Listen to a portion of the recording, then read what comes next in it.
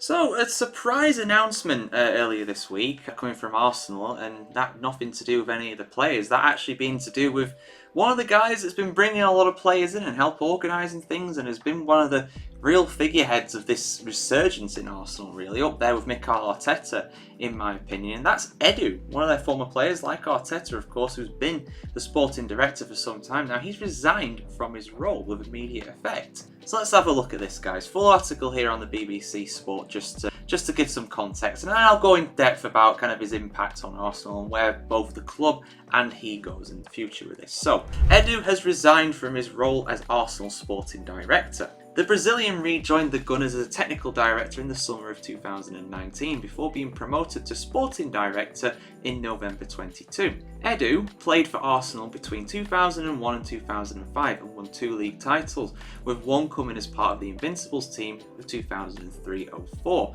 I actually saw him in a highlight recently because Arsenal are playing against Inter Milan tonight as I record this, and I saw him in a highlight package from, when was it, 2000 and, must have been around 2001. He scored a goal in a 5-1 win for Arsenal at the San Siro, which I think they'd take a repeat of that. That'd be a good one. But then again, it'd be nice to have Thierry Henry back in the side. Prime Henry, oh, what a player. But he said the following. He said, "This was an incredibly hard decision to make.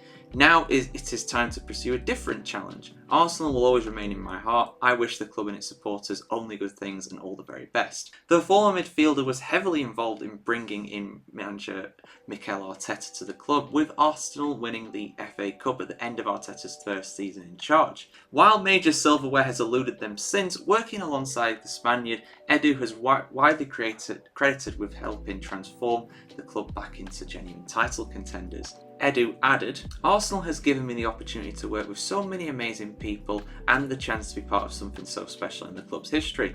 I've loved working with so many great colleagues across our men's, women's and academy teams, especially Mikel, who has become a great friend. Arsenal have ended the 2 previous campaigns as Premier League runners-up behind champions Manchester City.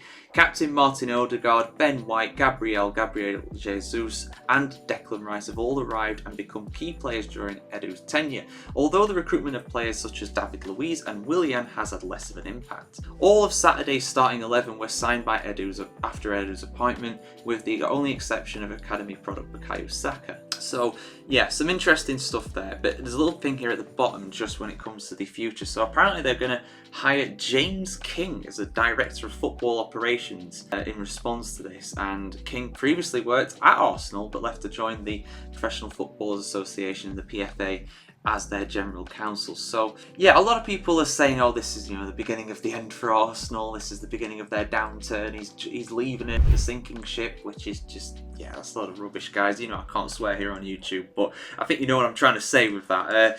Arsenal will continue. They've been one of the biggest clubs in England forever, basically. They'll continue anyway. Edu's done a fantastic job, in my opinion. He's really going to be missed. He's been in that role for 5 years, and I've never had one job for more than 3 and a bit years, personally. And I know my work is very different to what he does. He's paid a lot more money, and people might say, why would you want to leave? You're getting paid loads of money. Well, you might genuinely just want to have some kind of a new challenge in there. Now, I have heard rumours about there being disagreements on what Arteta wants to sign and what Edu wants to sign, and that's one of the reasons, allegedly, why he has resigned. The timing is a bit random, to be honest. It's not immediately after the transfer window, and it's just kind of in the middle of the season. It's a bit of a strange time to leave. It makes you feel that something has happened behind the scenes, but we can only speculate. We don't know. But I know you guys are probably thinking, oh, you're looking at your phone, why are you ignoring us? I'm not, because I took a picture last night of the most expensive signings basically under Edu's appointment, and they're mixed, and I'll put the picture up on screen now just so you guys can see it too. But yeah, and credit Sky Sports News as well, because I took this picture on there. But yeah, Declan Rice, obviously, incredible. He's going to be a legend at Arsenal for sure. Nicolas Pepe, the second most, though. Yeah, it didn't really work out, did it? Kai Havertz, a lot of money for him, but he's really starting to pay dividends now. Ben White, he's a mainstay in the side. Partey, not so much, really. Gabriel Jesus, he's been decent. He comes under a lot of criticism, but I feel like he's done a good job at Arsenal. He's just injured a bit too much, but that happens to a lot of players, especially nowadays. Calafiori, he looks like he's going to be a good player. He's only just joined, though. Urian Timber, he's not really got going yet. Again, injuries, but when he does play, he looks very good. Martin Odegaard, again, legend. If he's not a legend already, he will become one. And then Fabio Vieira, £34 million, the same as Odegaard. Yeah, not really worth quite the same there, but Odegaard at 34 million is a bargain and a half. So I think overall the signings for Arsenal have been incredible. I mean, you look at the team that won that FA. How did they win the FA Cup in 2020, guys? You look at that team.